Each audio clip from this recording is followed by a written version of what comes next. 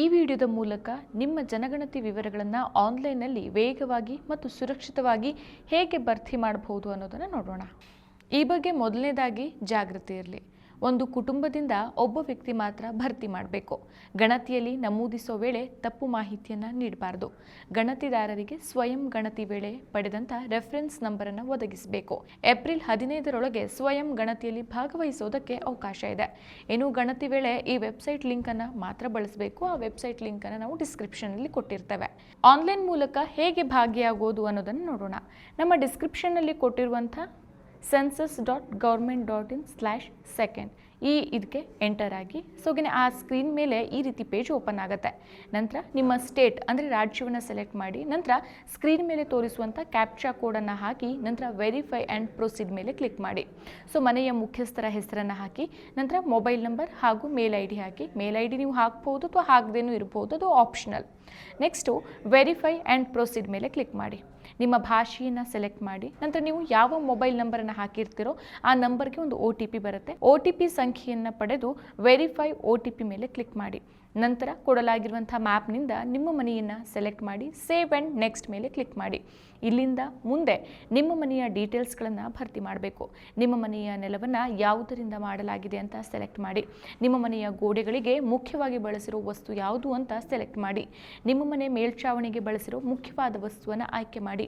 ನಂತರ ನಿಮ್ಮ ಮನೆಯ ಕಂಡೀಷನ್ ಯಾವ ರೀತಿ ಇದೆ ಅಂತ ಸೆಲೆಕ್ಟ್ ಮಾಡಿ ಸೇವ್ ಆ್ಯಂಡ್ ನೆಕ್ಸ್ಟ್ ಅನ್ನೋ ಬಟನ್ ಮೇಲೆ ಕ್ಲಿಕ್ ಮಾಡಿ.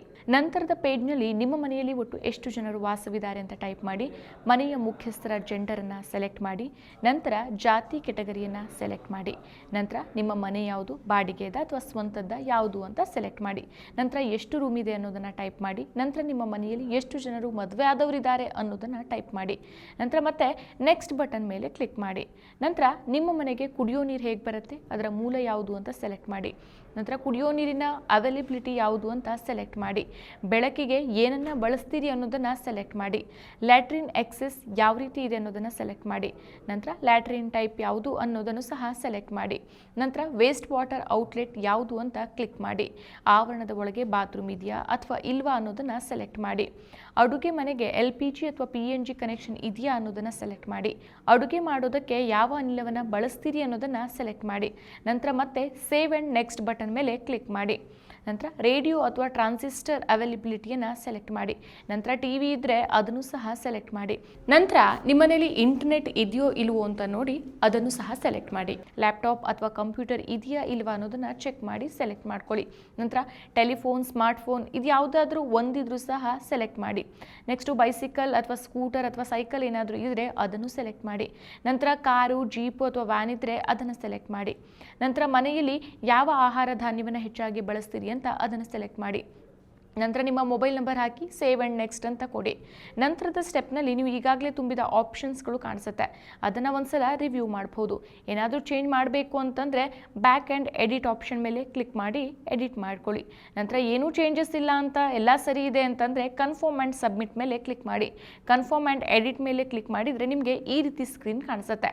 ಇದು ನಿಮ್ಮ SSC ID ಅಥವಾ ರೆಫರೆನ್ಸ್ ನಂಬರ್ ಆಗಿರುತ್ತೆ. ಇದನ್ನು ನೆನ್ಪಿಟ್ಕೊಳ್ಳಿ, ಇಲ್ಲ ಬರೆದಿಟ್ಕೊಳ್ಳಿ ಅಥವಾ ಸ್ಕ್ರೀನ್ಶಾಟ್ ತೆಗೆದಿಟ್ಕೊಂಡ್ರು ಓಕೆ. ಗಣತಿದಾರರು ನಿಮ್ಮ ಮನೆಗೆ ಬಂದಾಗ ಈ ನಂಬರನ್ನು ಕೊಟ್ಟರೆ ನಿಮ್ಮ ಗಣತಿ ಪೂರ್ಣವಾದಂತೆ. ಮತ್ತಷ್ಟು ವಿಶೇಷ ವಿಡಿಯೋಗಳನ್ನು ನೋಡಲು ಮತ್ತು ಹೊಸ ವಿಡಿಯೋಗಳ ಬಗ್ಗೆ ತಿಳಿಯಲು EDina.com ಯೂಟ್ಯೂಬ್ ಚಾನೆಲ್ ಸಬ್ಸ್ಕ್ರೈಬ್ ಮಾಡಿ ಮತ್ತು ಬೆಲ್ ಐಕಾನ್ ಕ್ಲಿಕ್ ಮಾಡಿ.